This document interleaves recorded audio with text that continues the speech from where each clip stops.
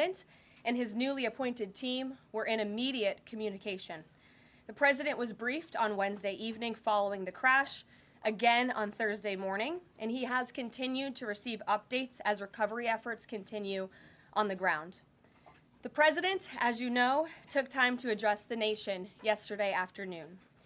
To deliver accountability, President Trump swiftly signed a memorandum directing an immediate assessment of the Federal Aviation Administration to ensure the federal government is maintaining the highest personnel and policy aviation safety standards. The memorandum directs the Secretary of Transportation and the FAA Administrator to immediately review all hiring decisions and changes to safety protocols made during the prior 4 years, and to take all necessary corrective actions to achieve uncompromised aviation safety. The review will include a comprehensive assessment and reversal of any deterioration in hiring standards and aviation safety standards and protocols during the previous administration. Aviation safety was addressed by President Trump before this tragic collision even took place. On his second day in office, the president signed a memorandum to immediately stop Biden DEI hiring programs and return to non-discriminatory, merit-based hiring. And in 2018, during President Trump's first term, the Department of Transportation announced it would put an end, at that time, to use the biological questionnaire that was introduced by the Obama administration, which punished skilled applicants. President Trump has long led on the issue of aviation safety, and he will continue to do so. He will continue to deliver on the promises he made to the American people at record speed. The Senate has already confirmed 8 of President Trump's exceptional cabinet nominees, including most recently Transportation Secretary Sean Duffy, as you of course know, EPA Secretary Lee Zeldin, and Interior Secretary Doug Burgum, who is scheduled to be sworn in later today. We expect the Senate to continue quickly confirming the remainder of President Trump's well-qualified nominees in the days ahead. Earlier this week in the East Room, the president proudly signed the Laken-Riley Act into law, surrounded by Laken's loving parents and sister.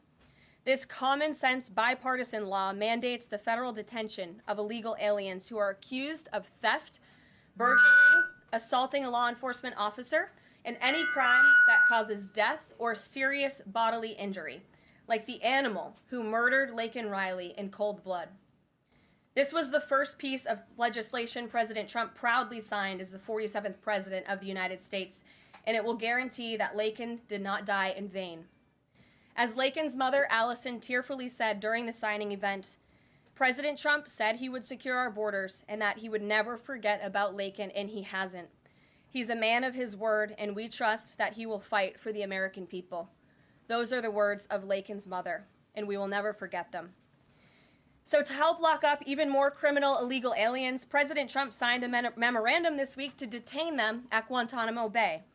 This action will expand the Migrant Operations Center at Naval Station Guantanamo Bay to full capacity to provide critical extra detention space for high-priority criminal illegals. Our brave ICE agents continue to arrest more and more of these types of individuals every day in communities across our country. And I have more updates for you. On January 27, 2025, ICE Chicago arrested a citizen of Guatemala who has been convicted of solicitation to meet a child, disturbing, and sentenced to 24 months probation. On January 28, 2025, ICE Atlanta arrested a citizen of South Korea who has been convicted of 9 counts of possession or control of material depicting minors in sexually explicit conduct. On January 28th, ICE New York arrested a Mexican national previously charged by the state of New York for attempted murder and possession of a weapon and assault. And on January 28th, ICE Philly arrested a citizen of Mexico who has been convicted of possession of child pornography. Our message is simple. If you are a criminal illegal alien, you will be arrested and deported. On another important matter, the nation's report card was released this week, and the news is not good. It showed that U.S. students had record low reading comprehension scores last year. It's National School Choice Week, and in part of the president's commitment to education, he just left a roundtable in the Roosevelt Room focused on this issue with leaders from across the country. The national report card showed that 70% of 8th graders were below proficient in reading, and 40% of 4th graders did not even meet the basic reading levels. This is completely unacceptable to the president, and he continues to take aggressive actions to address this education problem in our country. He signed an executive order this week prohibiting federal funding of the indoctrination of our children, including radical gender ideology and critical race theory in the classroom. The president believes American education should focus on cultivating patriotic citizens who are ready for the workforce. And this action will help get schools back on track and defend fundamental parental rights in education. The president also signed a school choice executive order expanding educational freedom and opportunity for families. And in lighter news, but in exciting news, after announcing our briefing room changes on Wednesday, this White House has received more than 10,000 submissions from individuals across the country who are eager to join all of you. We might have to make this room a little bit bigger to do that, who want to participate in our new media seat at a future briefing. So in this seat today, we have the Ruthless podcast. They humbly started by entertaining small audiences on Capitol Hill, but after 4 years, this program has become one of the most influential podcasts in America. They previously reached #1 on the charts and earned over 25 million downloads as they deliver political news with a humorous touch. The hosts are Josh Holmes, Michael Duncan, Comfortably Smug, and the man joining us today, John Ashbrook. So with that, I will take your questions. John, please kick us off. Thank you very much. Karoline, in your first briefing, the media went after this administration for deporting illegal immigrants they claimed were not criminals. That's The right. question is, do you think they're out of touch with Americans demanding action on our border crisis? The media out of touch? I think the media it certainly is out of touch, and I think that's proven by a number of things, John. Number one, there was a New York Times poll that was released prior to President Trump's inauguration by the New York Times, which of course is a legacy media outlet, that showed that 83% of Americans support deporting the individuals that you mentioned, illegal immigrant criminals, especially those who have committed heinous crimes in the interior of our country.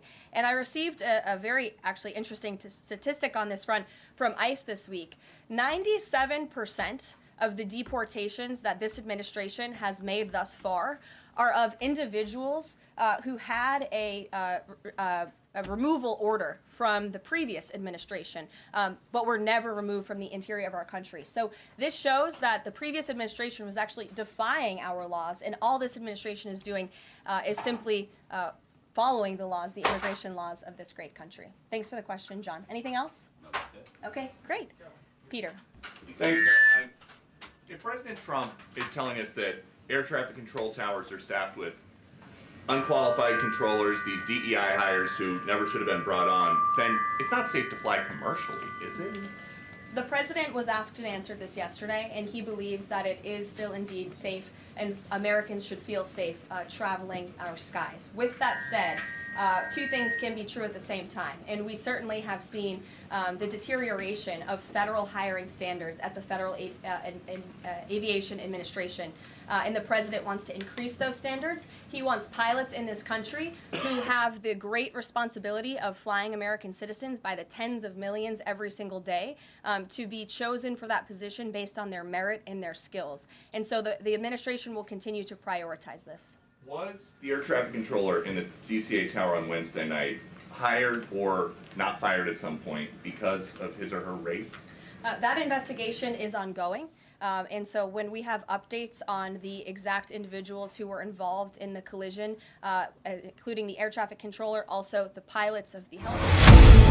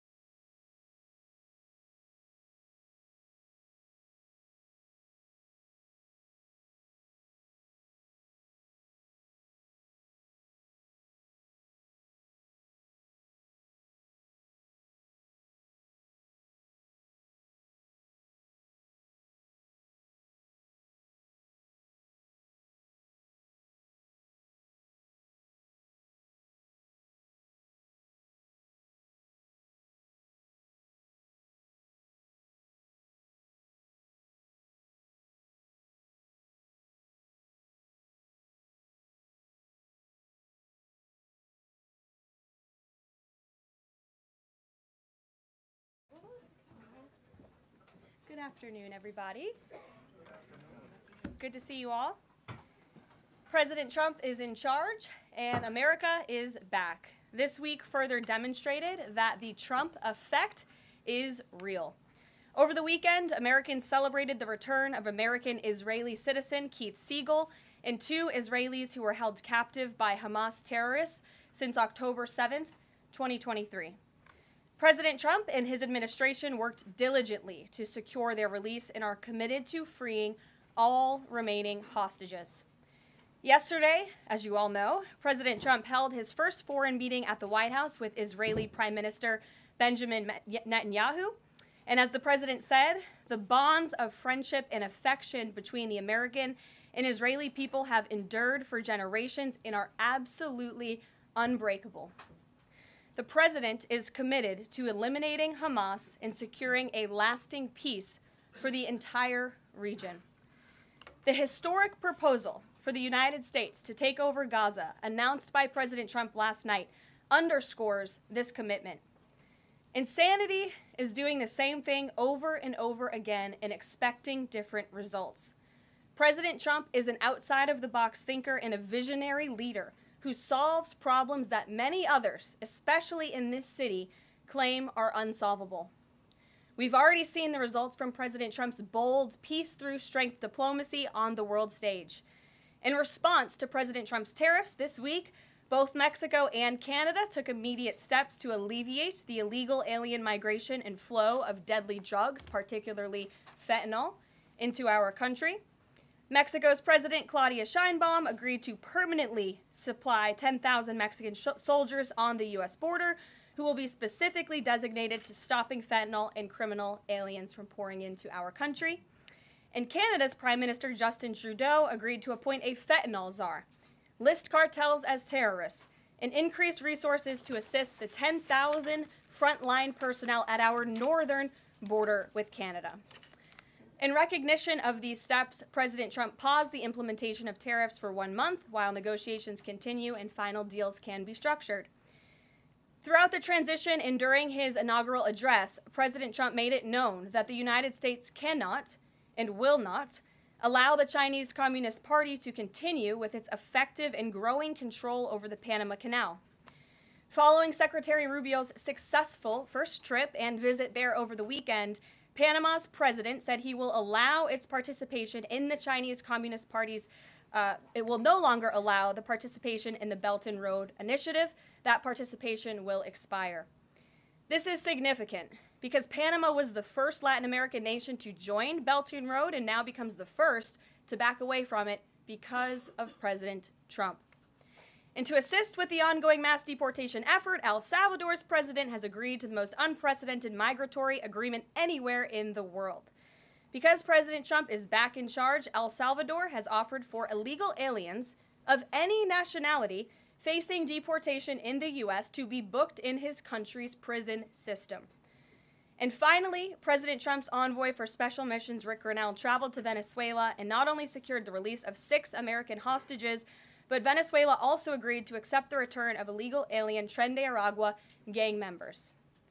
All of these incredible victories prove how well President Trump's peace-through-strength approach is working. And the days of weak American leadership are over.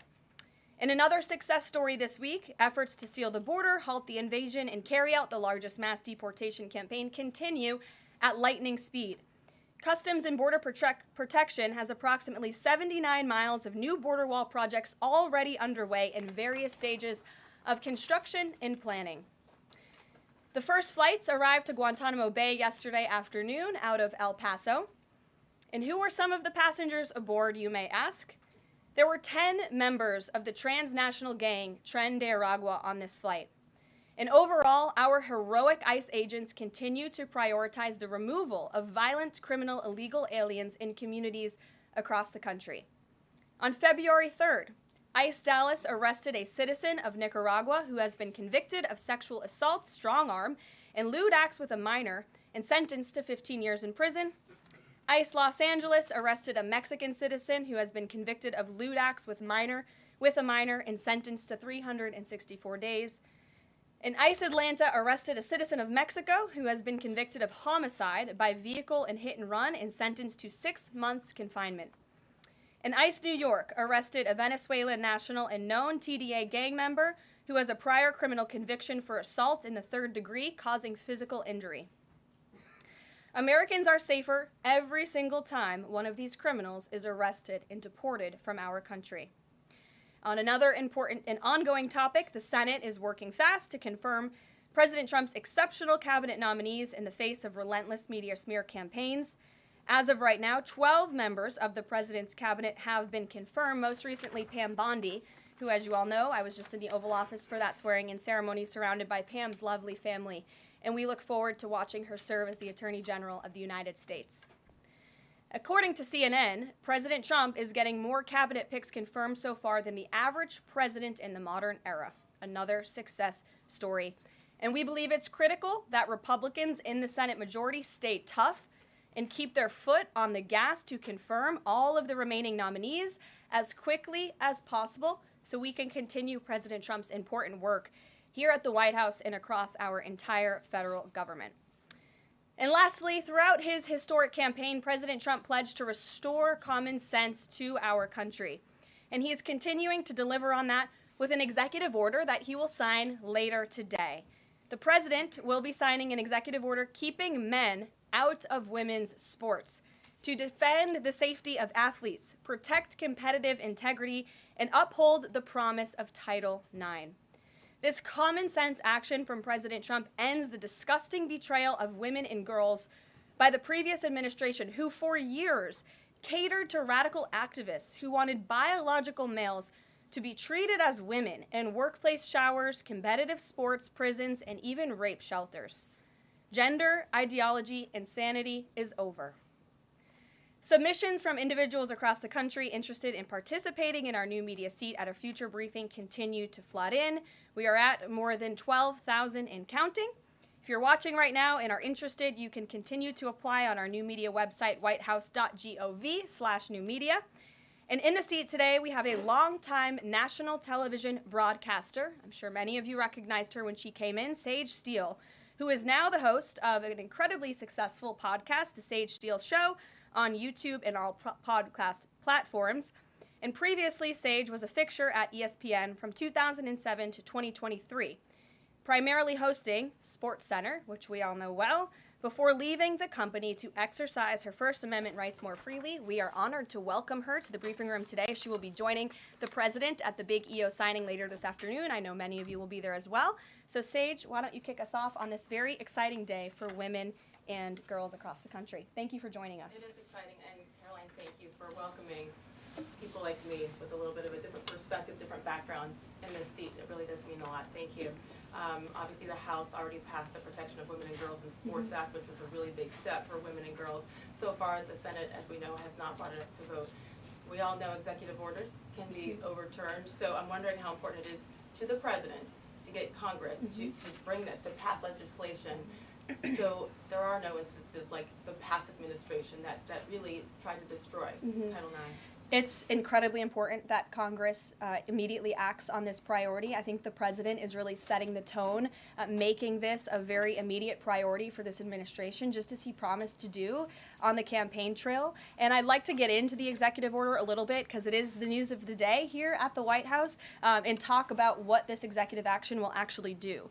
So the executive order that the president will be signing later this afternoon, as I said, upholds the promise of Title IX. It also will require the DOJ to abide by the nationwide previous administration's illegal Title IX rewrite that would have dissolved single-sex spaces and opportunities. It also requires immediate action, including enforcement actions against schools and athletic associations comprised of schools that deny women single-sex sports in single-sex locker rooms.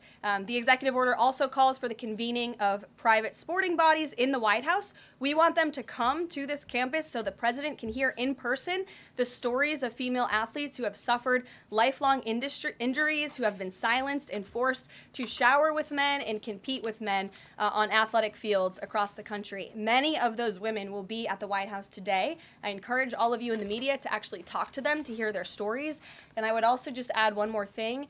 This is a wildly popular position with the American people. In fact, there was a new poll recently that showed the overwhelming majority of Democrats also support keeping biological men out of women's sports. And so I know the president is very excited about the bill signing that will take place at 3 o'clock this afternoon. You will hear from him more on that later, and we look forward to seeing you there, Sage. So thank you very, very much. Garrett, great to see you here today. Thank you. On Gaza, the president has spent basically his entire public career criticizing foreign entanglements, nation building, sending American troops to fight abroad, particularly in the Middle East. This plan seems like it could ultimately involve all of those things. Can you explain this reversal and how building and owning Gaza squares with America First foreign policy? I would reject the premise of your question that this forces the United States to be entangled in conflicts abroad. The president has not committed to putting boots on the ground in Gaza. He has also said that the United States is not going to pay for the rebuilding of Gaza. His administration is going to work with our partners in the region to reconstruct this region. And let me just take a step back here, because this is an out-of-the-box idea. That's who President Trump is. That's why the American people elected him. And his goal is lasting peace in the Middle East for all people in the region. And as I said in my opening remarks, we've had the same people pushing the same solutions to this problem for decades. And it's been made very clear to the president that the United States needs to be involved in this rebuilding effort to ensure stability in the region for all people. But that does not mean boots on the ground in Gaza. It does not mean American taxpayers will be funding this effort. It means Donald Trump, who is the best deal maker on the planet, is going to strike a deal with our partners in the region. Because he did not rule out American troops in Gaza last night. Are you doing that now? I am saying that the president has not committed to that just yet. He has not made that commitment, and you know that. And on the foreign partners, the Jordanians, the Egyptians, the Saudis have already panned this plan. What foreign partners, if any, have expressed any interest in being part of it? Well, the president has said he's been socialing this idea for quite some time. He's been thinking about this. He said in his remarks last night, this was not a decision or an announcement that he takes lightly. And the president has already spoken to the President al-Sisi. In fact, that was his first foreign leader call. He's meeting with the King of Jordan, King Abdullah, next week. He spoke with the King of Bahrain. He spoke with the Crown Prince of Saudi Arabia. And he has made it very clear, he's been very vocal, that he expects our partners in the region, particularly Egypt and Jordan, to accept Palestinian refugees temporarily so that we can rebuild their home. I'd like to show you some images of Gaza that were taken. Fox News aired this. I mean, that is, as they put it, an apocalyptic scene in Gaza. This is an uninhabitable place for human beings. Do you really think that families can live their dream in a region that looks like this, with no running water, no electricity? And the special envoy to the president, Steve Witkoff, recently traveled to Gaza, as you all know. And he came back with images that he showed the president of the dire situation here. And the president made this decision with a humanitarian heart for all people in the region. Peter. Thank you, Caroline. Are any officials here preparing to fight Democratic lawmakers in the streets? Absolutely not. So, And thanks for the question. Some elected Democrats are so steamed about Doge. Congresswoman LaMonica McIver says we are at war. Ilhan Omar says we might actually see somebody get killed. And Chris Van Hollen says we have to fight this in the Congress. We have to fight this in the streets. So what now? And may I just point out, if you heard that type of violent, enticing rhetoric from our side of the aisle, from Republican leaders on Capitol Hill, I think there would be a lot more outrage in this room today. It's unacceptable, the comments that have been made by these Democrat leaders, and frankly, they don't even know what they're talking about. Because President Trump was elected with a mandate from the American people to make this government more efficient. He campaigned across this country with Elon Musk, vowing that Elon was going to head up the Department of Government Efficiency, and the two of them, with a great team around them, were going to look at the receipts of this federal government and ensure it's accountable to American taxpayers. That's all that is happening here, and for Democrat officials to incite violence and encourage Americans to take to the streets is incredibly alarming, and they should be held accountable for that rhetoric. It sounds like something that they're most concerned about is Doge engineers with access to Treasury systems. Can you clarify, do the Doge engineers have read-only access Yes. in these systems, so they are not allowed to write new code? No. They are not, okay. No. And then one more thing. NBC is reporting that some of the illegal immigrants that we've seen rounded up and arrested are not being deported. They're being released with ankle or wrist monitoring devices, or they have to check in on the phone. So is the administration arresting more people than you have room for? I have seen the reports, and I'm glad you brought it up because we want to address it. There have been a total of 461 illegal aliens. This is of this morning when I got this information from DHS that have been released from custody. Of the more than 8,000 that have been arrested since President Trump was inaugurated, it's less than 6%. And there are reasons for their release. Some of the factors include a lack of significant likelihood of removal in the foreseeable future, lack of detention availability, which is something this president and this administration has been incredibly vocal about. We are doing everything we can to deport and detain illegal immigrants, but we need Congress's help to increase funding for Border Patrol and for ICE to increase detention capability in our facilities. And then other serious medical conditions have also been the reasons for some of the release of these individuals. But none of them have final deportation orders. Many of them are probably contesting their immigration status. I'd refer you to DHS for more details, but I did get that information because I knew it would be a question, so thank you. Sure. Caroline? Yes. The president and you here again today have made clear, given the devastation, you think Palestinians have no choice but to leave Gaza and go elsewhere. But Palestinians say this is their home. They don't want to go. The president last night said he's willing to use the military if necessary. Is the U.S. prepared to remove Palestinians from Gaza by force? The president is prepared to rebuild Gaza for Palestinians and all people in the region, peace-loving people who want real economic development and opportunity in the region. This is a region that has been controlled by Iranian-backed terrorists, Hamas, who have brutalized not just Israelis but Palestinians too. It is because of Hamas that you see those images on that screen, that Gaza has become a demolition site because Hamas launched that brutal attack on Israel on October the 7th. And so again, I would stress, President Trump wants to ensure that this can be a place where all people can live in peace. He is a peacemaker in chief. He made that very clear in his first term. And as for how that will be accomplished, the president and his team are talking with our allies in the region to consider next steps. But should the American people be prepared to see U.S. military on the ground fighting a ground war against Hamas? Again, the president has not committed to U.S. troops in the region. But it is an option. I have said that the president has not committed to that yet. Sure. If I could just follow up on that, though, why not rule out the idea of committing U.S. troops? This has been a long-standing argument that the president has made really over the last decade or so, talking about endless wars and not something the U.S. wants. Why not rule out? Because I think the president is very good when he's making deals and negotiating, not to rule out anything because he wants to preserve that leverage in negotiations. And so I think that's what he's doing here. If I Mary. could follow up on that, though, he also said that everyone loves this plan. He said that in the Oval Office this morning. Sure. In fact, the Deputy Prime Minister of Jordan called it a declaration of war on the Arab people.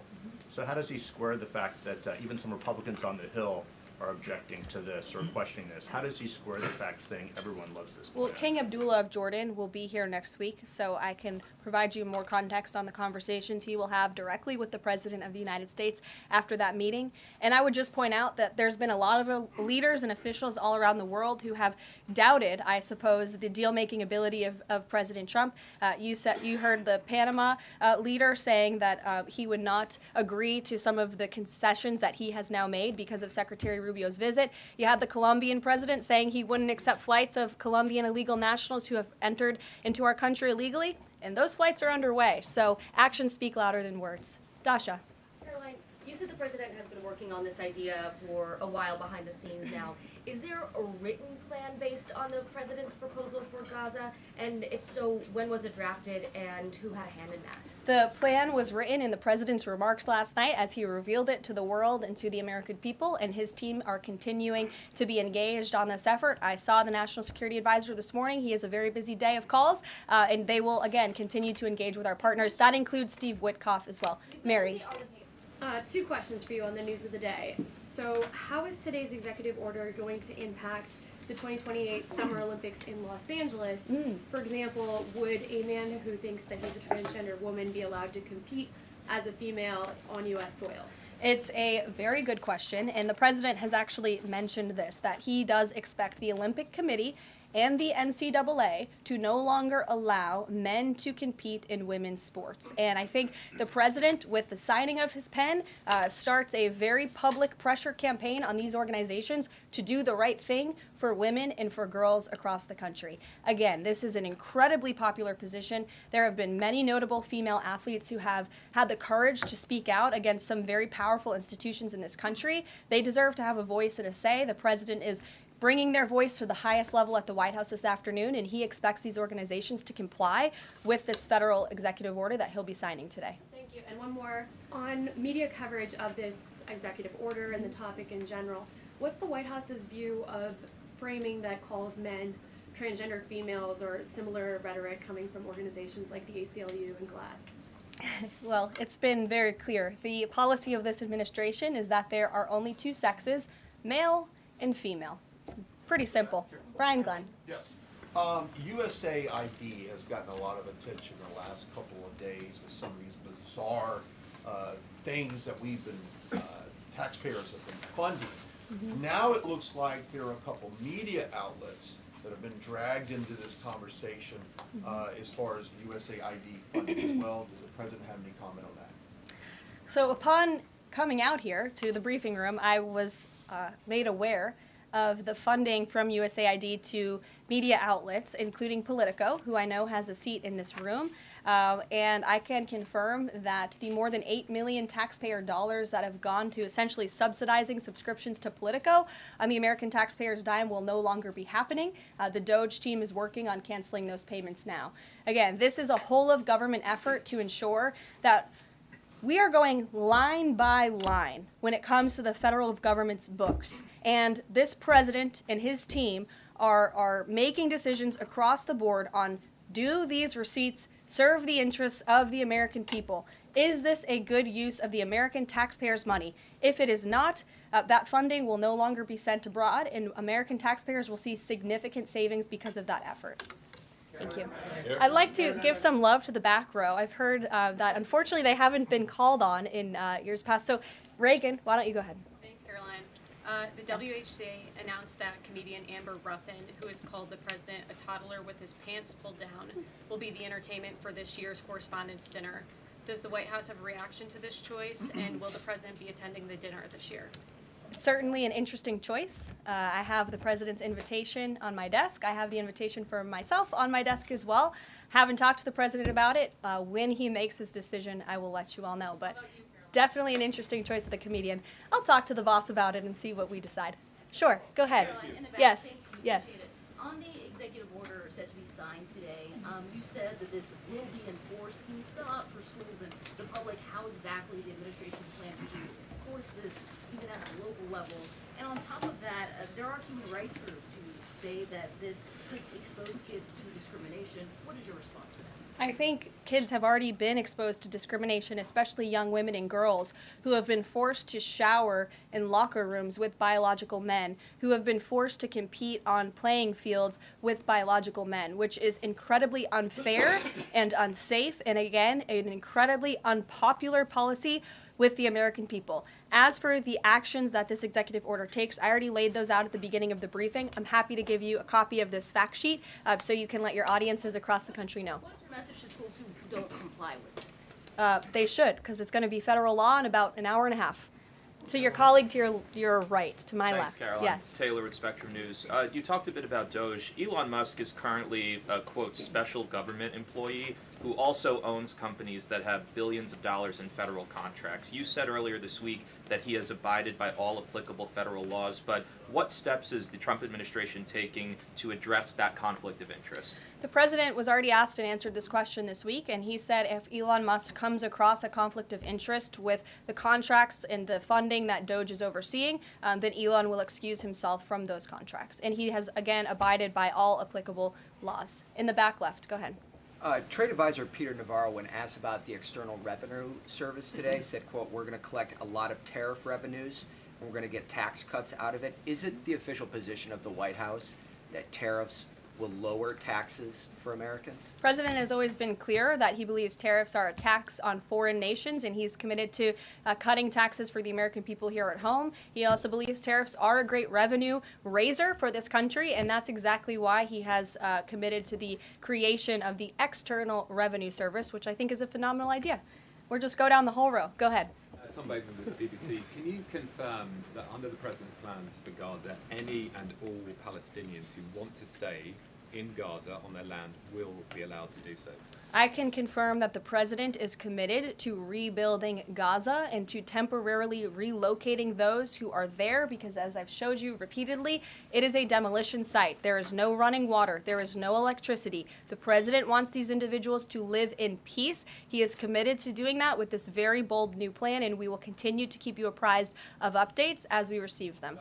Ed Lawrence, go ahead. Yes, go ahead, Ed. I appreciate it. Thank you. So now that the President Trump's policies are starting to take shape, how long will it take to cycle through and get some of the actual prices that Americans are paying to come down? Prices at the store and at the grocery pump? Across the board, sure. Well, the president is doing everything he can, obviously, to reduce the cost of living crisis in this country as quickly as possible. That's why he signed a litany of executive orders across the board in the first couple of weeks here. He declared a national energy emergency. He committed to cutting 10 regulations for every new one on the book. As you know, working for a Fox Business-related outlet, deregulation and energy independence are huge drivers of reducing inflation in this country. And I think Americans can be assured by the results President Trump had in his first term, when again inflation was 1.4% when he left office. Is it months or is it a year? And will Americans have the patience to wait for it? I don't have a timeline, but the president is doing everything that he possibly can to reduce cost of living for Americans at home. Phil Wegman. Thank you. Is it worth risking the life of a single U.S. Marine to turn the Gaza Strip into the Riviera of the Middle East? Phil, I'm not sure why you're asking me that question because I've already said the president has not committed to sending Marines or any boots on the ground in Gaza. We'll bring it to the front row. Ed O'Keefe. Good to see you again here in the front row, Karoline. Two things. On today's announcement, Title IX, if he scales back the Education Department or moves to shut it down entirely, what entity will enforce Title IX? As of now, this will be enforced through education, through Title IX. If the abolishment of the Department of Education continues, which, as the president said yesterday, it's something his team is looking at and considering. It's something he talked a lot about on the campaign trail. Then, of course, we will look at additional maneuvers to ensure that these very important policies can be implemented. Okay, so the education abolishment thing's still on the table. Yeah, the president talked about it yesterday in the Oval Office, and he has good reason to talk about it. I mean, look, our education system is failing students in this country. The Nation's Report Card, I brought it up in my remarks last week, it shows that fourth graders are not reading at the level they should. I believe it was 40% of them are proficient in reading. As the mother of a child, I want an education system that helps my child read and write, teaches him math, nothing else in the classroom. And the president is wholeheartedly committed to we can make academia great again in this country. One other quick Deanna, one, go ahead. Thanks, Caroline. Does the president, is he looking at offering anything to these Arab countries that take in Palestinians? Is he willing to give them anything in return?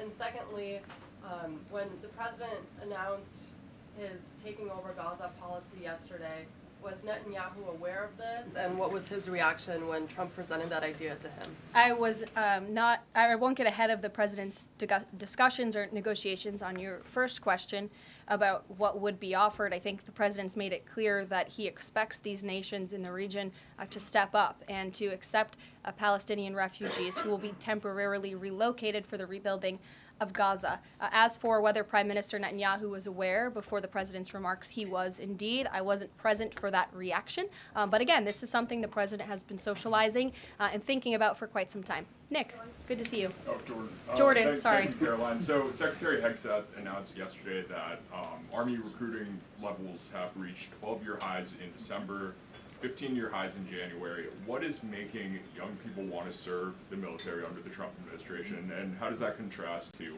Biden's failure consistently to meet recruiting average? Yeah.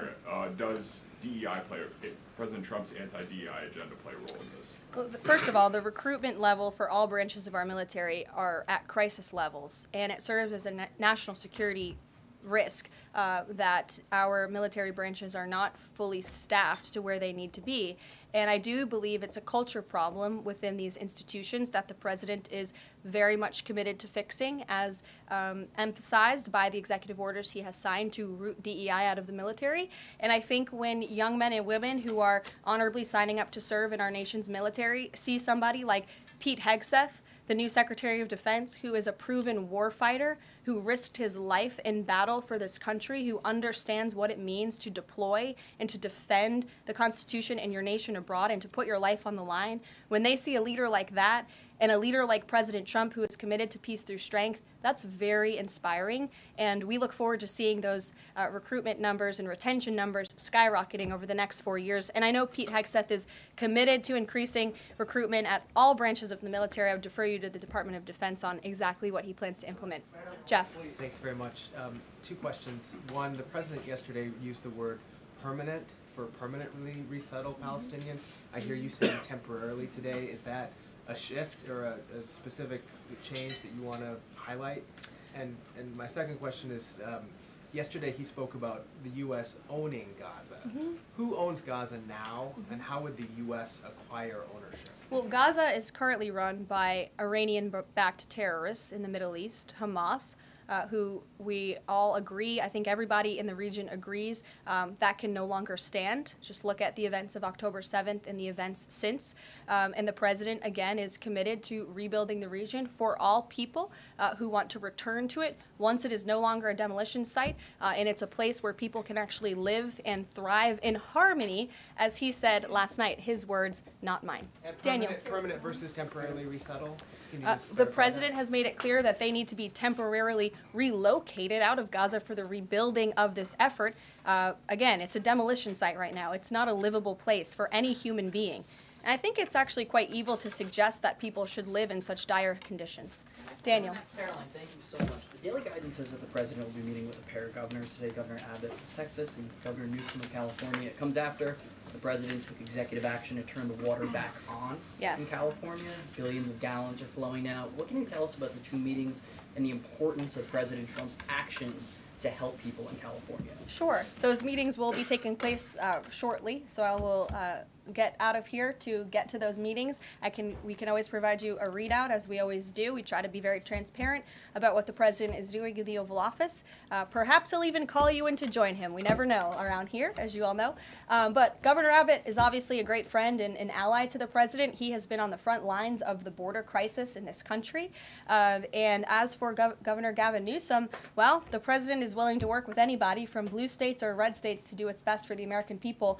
And he really enjoyed, the president really enjoyed his trip to Pacific Palisades last week. He felt very inspired by the frustration of the residents there, and he has been wholeheartedly committed to ensuring that the water is flowing in California to prevent these wildfires, and also that people have access to their properties. And he has continued to apply tremendous pressure to Gavin Newsom and also the Los Angeles mayor to allow private residents and property owners to access their property. He believes that's their right to do so, and they should be able to do it. And one more thing before I wrap up, because I do want to get to these meetings, and I will see you all at the EO signing later this afternoon. I would just say that you brought to mind California and North Carolina, who continue to be on our hearts, and the president and this administration are committed to ensuring that these individuals get the funding that they need. And I would just say a strong message to Democrats who are out there pretending to be outraged about the long list of crap that this administration is cutting, federal waste and funding, like $2 million for sex changes in Guatemala, $6 million to fund tourism in Egypt, $20 million on a new Sesame Street show in Iraq, $4.5 million to combat disinformation in Kazakhstan. I could go on, and I'm happy to provide this list to every single one of you. Democrats are outraged that the American people want to be, they want their taxpayers going to good uses, not stuff like this. But then they're very quiet about the fact that there are still North Carolinians and people in California who have lost everything, and in the last 4 years, this federal government did nothing to help them. This president will continue to put Americans first, and I think the successes of this week so far speak to that, and it's only Wednesday. So I'll see you guys later this week, and we'll see you this afternoon. Thank you very much.